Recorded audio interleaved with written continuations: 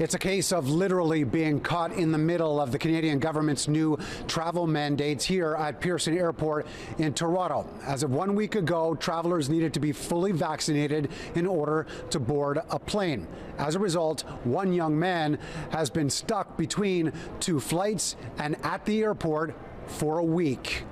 I tried to explain my situation to them. I told them that because of the new mandates, that would mean that not only can I not go to my destination, I cannot even go back home.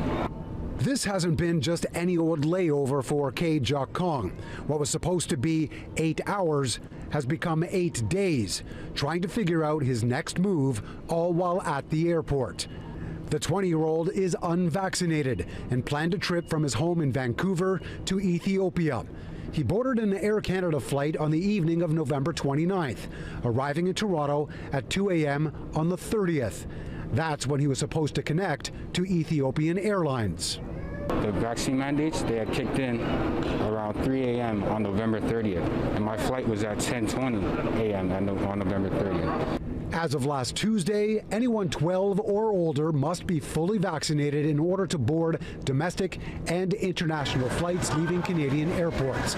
He says he wasn't allowed back through security after picking up his bags. It was like all the sympathy in the room just left, and they just left me to stay out here. So, and then days went by, and I thought maybe I could fight back.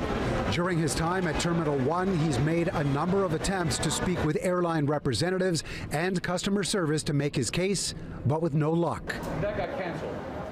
Yeah, they said because of the new rules. So you either call home, send me money, I got to get a hotel while I get vaccinated. And then you have to wait 14 days after. We approached an Ethiopian Airlines employee as well. Travelers only need a negative PCR COVID-19 test in order to enter that country. Do you know what he should be doing at this point now that he's stuck here in Toronto? Okay, he came from, you said, like a domestic flight, right? Yes. The 29th. Yes. And he arrived on 30th. And then he don't have both vaccination. No. Yeah, that's kind of the government issues. We can do anything at the airline. Transport Canada released a statement to City News that says, in part, as originally announced on August 13th, Canadians have known that a mandatory vaccination requirement was being implemented for travel within Canada as of October 30th, and they have had ample time to make arrangements to get vaccinated. We live in what's called the true north, strong and free, and I feel like with the mandates that have come out, we don't seem too free anymore.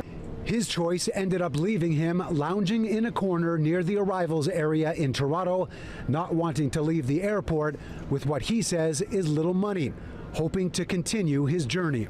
If I came 6 hours earlier, I would have been out of here. We wouldn't even be talking here right now. The Public Health Agency of Canada has told City News that it is only responsible for people coming into the country, not leaving it. Ethiopian Airlines has also told us that it will continue to look into the matter. As for Kay, security finally did approach him this morning and asked him to leave.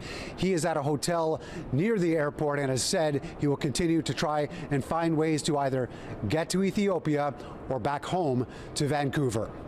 Mark McAllister, City News.